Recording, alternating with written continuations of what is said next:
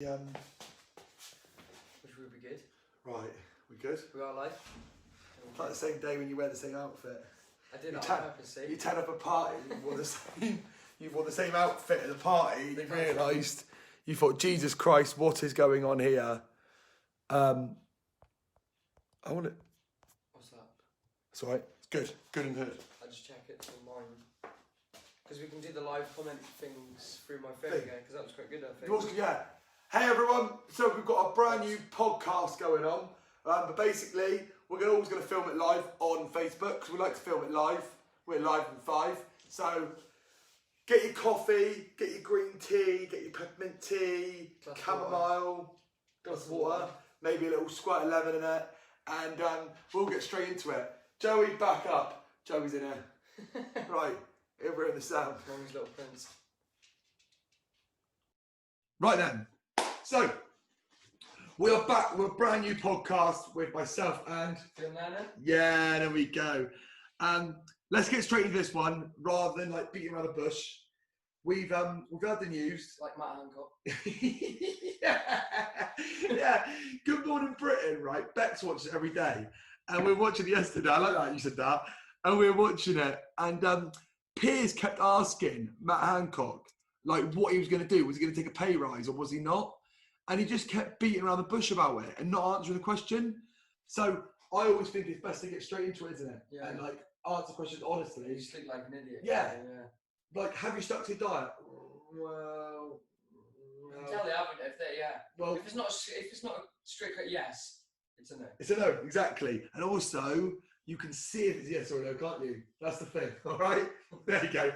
Hey, so gyms are going to be reopening next week, and everyone's excited to go to gyms because obviously they get back into action and get back to their fitness and their health and their mental health, etc. And there's others that are a bit unsure. We're coming up to Christmas time, 5 weeks. Is that about the buffer, isn't it? That's what we've got left, really, haven't we? 5 weeks, what, until Christmas? Yeah, pretty much, yeah. And I know what probably a lot of you out there are thinking. You're thinking, is there any point in starting now, right? Because Christmas is around the corner. You're going to have Christmas parties, if there are going to be any Christmas parties. Or Christmas dinner. Christmas dinner? What's your viewpoint on it? My viewpoint is I can't wait till my Christmas dinner.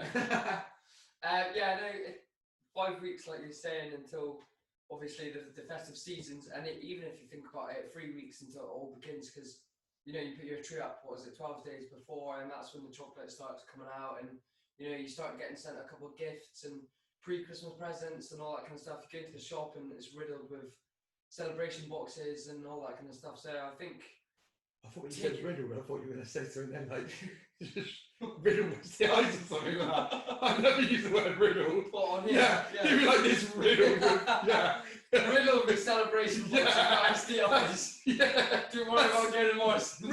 Riddle's the one. When they go, oh, he goes to Magalith before he come back, he's riddled.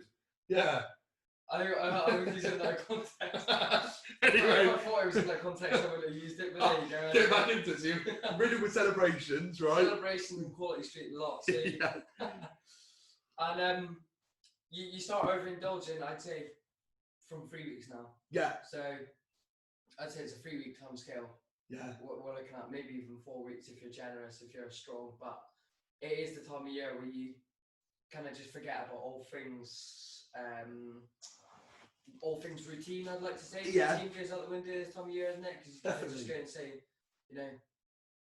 what's the point? Yeah.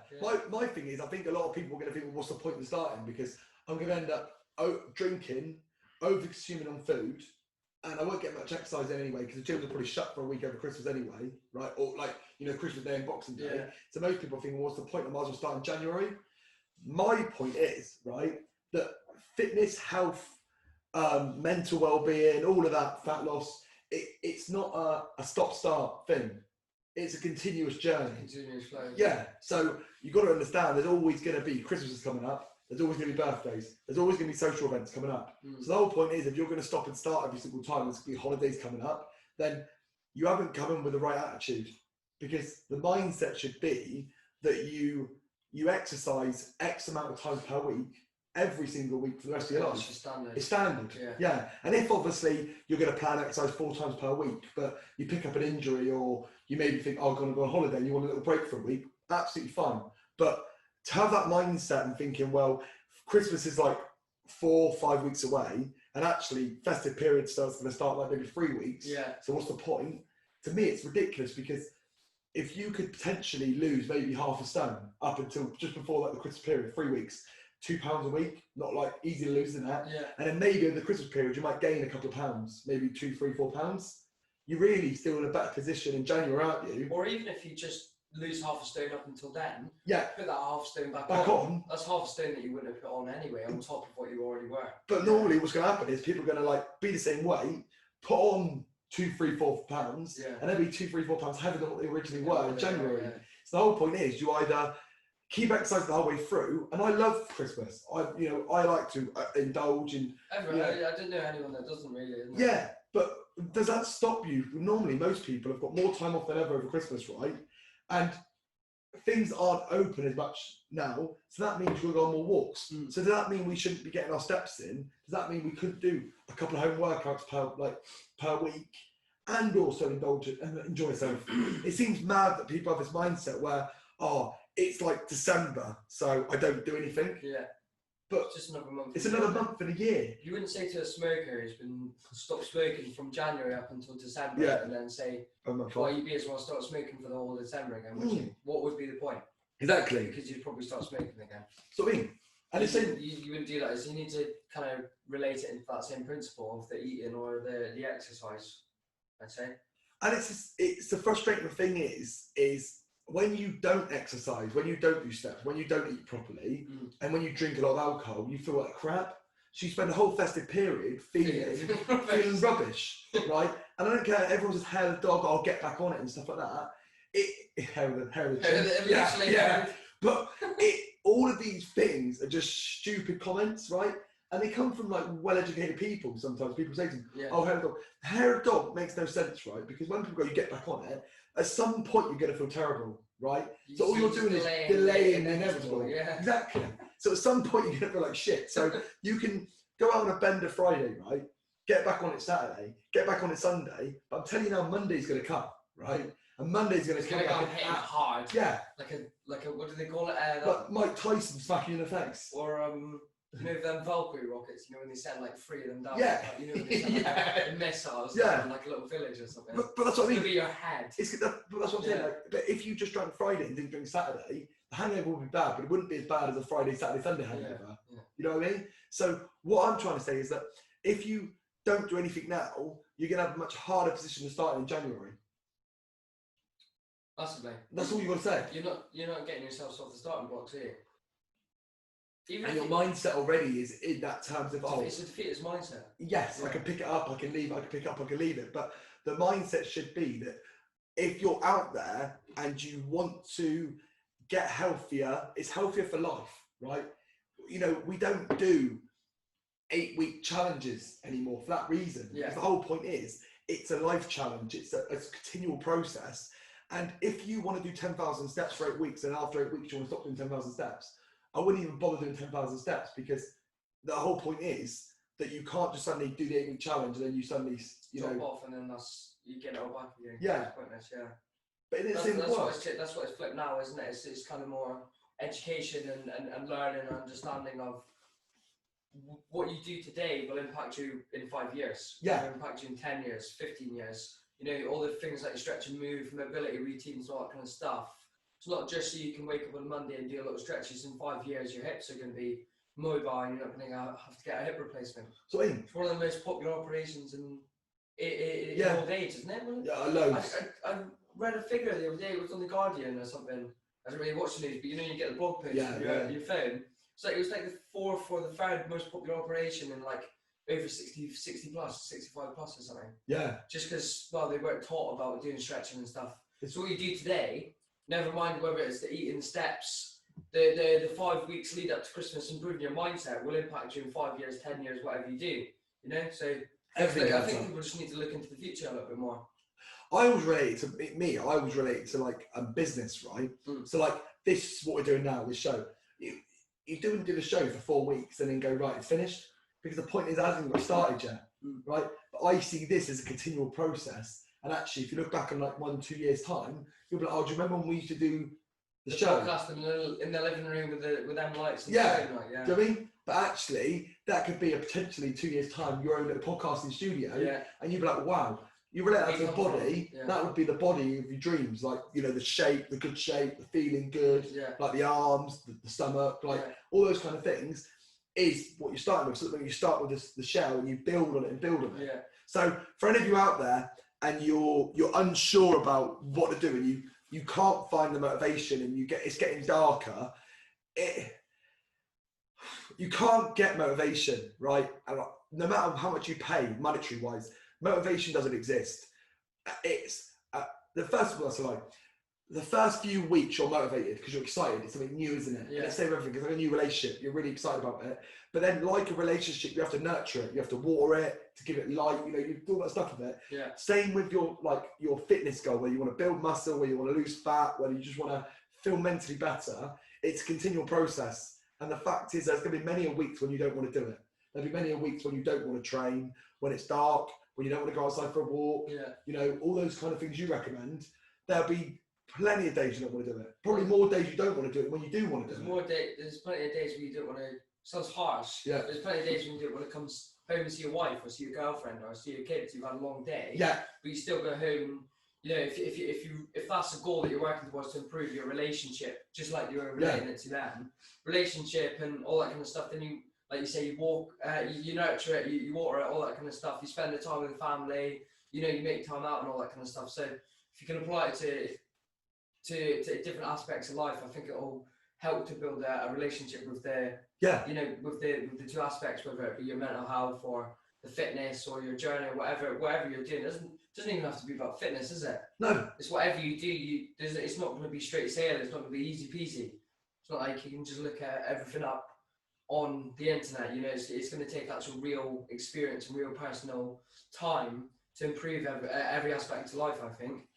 And bottom line is, if you're cheating diet, it's like cheating on your wife. You're going to get found out, right? Yeah, because all those Mackies you're secretly eating, right? Yeah. How do we get to this? But all those McDonald's you're secretly eating, you are going to get found out. And I don't care what people say, the waistline does not lie, right? You did not get that from eating macadamia nuts. Right? So yeah. Why then? I don't know, I just want to come out of that. But like, do you know what I mean? Oh, like, you see someone and they go, oh, you know, I had a bad day at 10 apples. So, you know, I overindulge in sweet potato.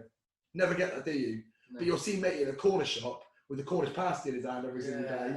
And they all add up. Yeah. So you cheating on diet, it's like cheating on your wife. Eventually you will get found out, right? You may not get found out to start off with, and it may be enjoyable to start off with, right?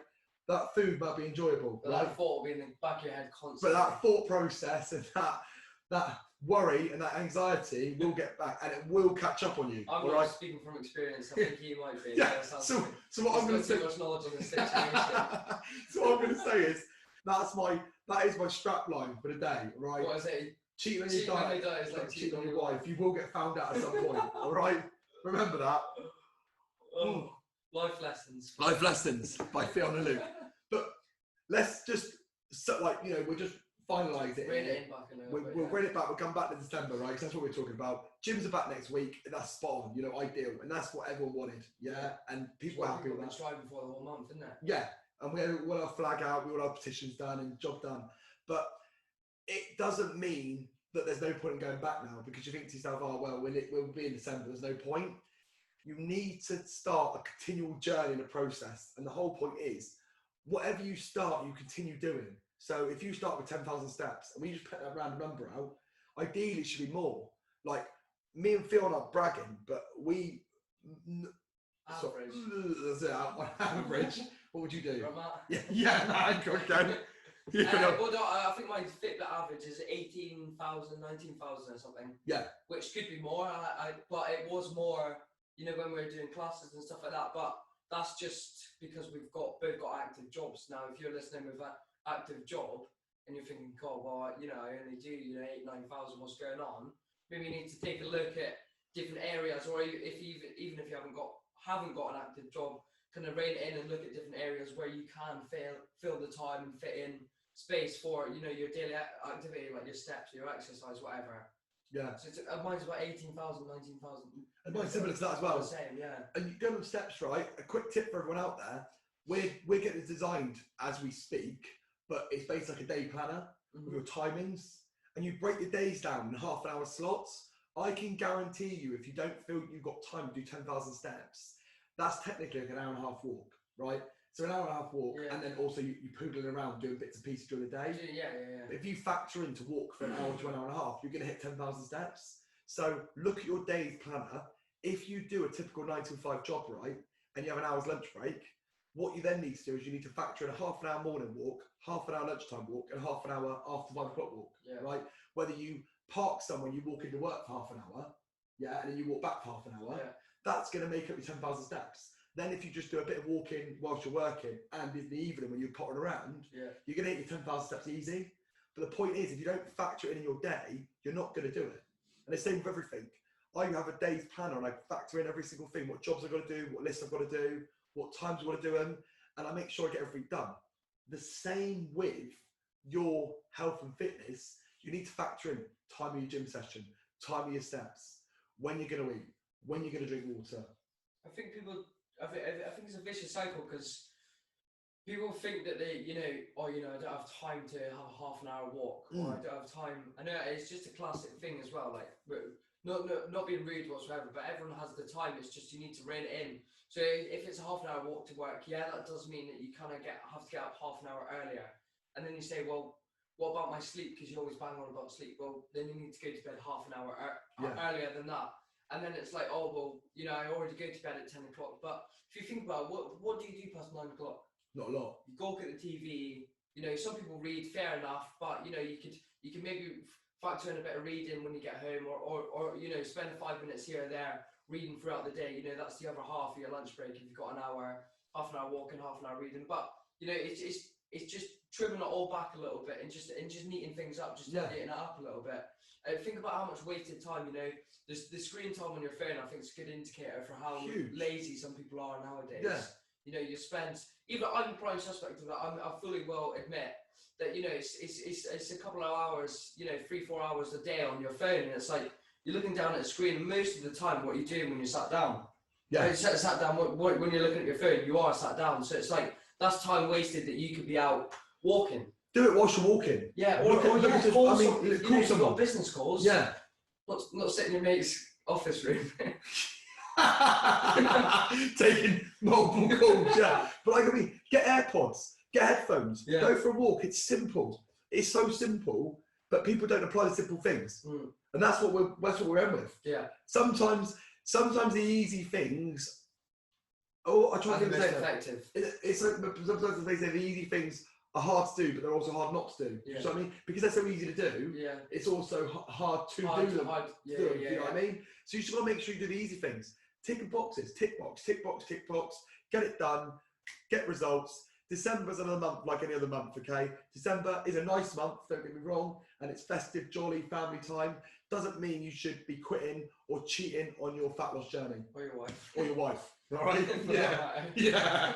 Don't go anywhere. So the moral of the story is get started now. You should have got started yesterday, you should have got started the day before that, but if you didn't get started now, didn't leave it. Sorted. Yeah. Right. Over and out. Over and out. I didn't think anyone